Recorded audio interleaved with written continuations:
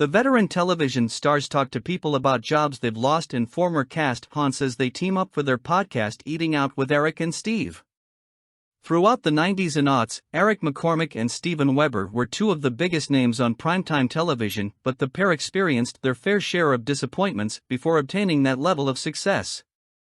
"We all somehow or other got fired from a television show at some point," McCormack, 60, says as the actors exclusively open up to people about the times they got fired from jobs before landing their respective star-making turns on the NBC sitcoms Will and Grace and Wings. "I was let go after the pilot of Jenny in 1997 starring Jenny McCarthy," he recalls. "I never got a full reason why because nobody else took over the part, they just cut the part from the show. But a year later, on the night that we shot the pilot for Will and Grace, former president of NBC Entertainment, Warren Littlefield, came up to me and said, 'Aren't you glad I fired you?' Well, I was fired from As the World Turns and my partner was Julianne Moore," adds Weber, 62, about his one-season stint on the daytime soap opera in the 80s. "I was on it for about 9 months and the producer brought me in and said, 'We really love what you're doing, but your character's going to die.' I said, 'Really? But you said you liked it.' And essentially they fired me. It just wasn't working." There's actually videos of me on YouTube acting along with Julianne Moore and I'm absolutely, out of my mind terrible, he laughs about the early career gig. It's stories like these that inspired the longtime friends to launch their own podcast. Titled Eating Out with Eric and Steve, each episode finds the pair sharing a sit-down meal with an assortment of famous faces we know and love. Particularly in a theatrical setting, whether you've just seen a play or you're in one, the stories that get told, and the way they get told when you see your fellow actors over a glass of wine and food, there's nothing better, McCormack says about coming up with the podcast. "We just thought, this is the energy we want to capture with each other and with our friends, this dining out energy." Weber adds, "Eric and I go way back, we always have fun, and it's a good medium to just chat. It's when conversation flows most freely and when it can occasionally meander into witty, stupid or silly stuff that is always very listenable." Guests include stars like Bryan Cranston, Julie Bowen, Tony Shalhoub, Alfred Molina, Jason Alexander, and Yvette Nicole Brown. The hosts dug through their Rolodexes of famous friends to invite, as well as those they regularly go to restaurants with. Every episode features more than one guest so that no one is in the spotlight, in the hot seat, selling something or feels like they're being interviewed. Yakking and making each other laugh is the goal of each conversation, something they've enjoyed doing with each other for the last 25 years. McCormack jokes that his friend is the most himself when it's just us eating and drinking, so I wanted to unleash this on the world, adding that the two wanted a project that felt organic to them and that could serve as a fun creative outlet when they're so often between projects.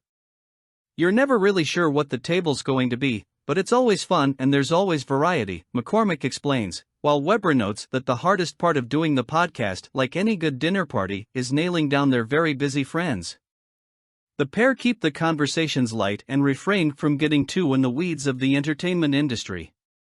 They're calling it excited fan chat and want to focus on the funny anecdotes of how guests got to where they are and the random projects of theirs that they never talk about. "The strong point is how casual it is," Weber says. "We're an agenda-free meal and it's just friends getting together, which has proven to be the most compelling thing about it." McCormack adds, "I think we all find ourselves being naturally self-deprecating. We want to tell the stories that are embarrassing, the stupid things we did or asked some big star, because those are the ones that are the most funny and the most humble. While the conversations often flow naturally, they are still getting used to keeping things on track with the intent on having a produced product by the end. Sometimes you need to be coaxed," McCormack admits. "Sometimes I have to come right out and say, okay, what was the high school production that's changed your life? My favorite things are the stories of how we got here, being a young actor in a theater company and some director was an a-hole. I mean, those are my favorite things and everybody has them. Everybody has got 20 great stories about somebody famous that was kind or was terrible, and that's what my mother used to call the fly-on-the-wall thing. But more often than not, they're practical tales," Weber weighs in. "Nobody is giving a symposium on how to act or all that stuff. There's something about finding compadres or comrades in arms and sharing those practical tales of survival that we have in common. Weber thinks back on the days of Wings and how the cast would all get together after shoots at a restaurant in Hollywood called Sunset Grill to bond and celebrate. Let me tell you, when Wings started in '89 and Cheers was still on the air, we would all shoot on Friday nights, so we would go meet the Cheers people, and Woody Harrelson would be there, and Kelsey Grammer and Ted Danson, and it was f***ing incredible, he reminisces. It was so much fun, but that went away. And part of it has to do with age, we're tired and everybody wants to go home, so this has been a way to recapture that. McCormack had similar experiences with his Will and Grace co-stars, saying, "We used to go to Mexicali, but that was really just the first year because we would shoot on Tuesdays, so we had a table read the next day, and so it became less and less." The isolation of the coronavirus pandemic left the actors missing their nights out with friends, and they're excited to have a reason to get their dinner gang back together now with some fresh faces expanding the group. They hope the roster of guests continues to expand as the podcast continues. "Right now we're very actor-centric, and I would love to get some of my rock star heroes," McCormack muses. "I'd love to get Elvis Costello and Elton John because those stories are the ones I'm the most hungry for." Meanwhile, Weber's dream list includes an array of Hollywood titans. Warren Beatty, "I'd love to have Quentin Tarantino on, it'd be interesting to have someone like Viola Davis on, somebody who's regal and out of our league in a sense." When McCormack points out that the Oscar-winning actress lives down the street from him, his podcasting partner exclaims, "Well, come on man, get her and Michael Douglas."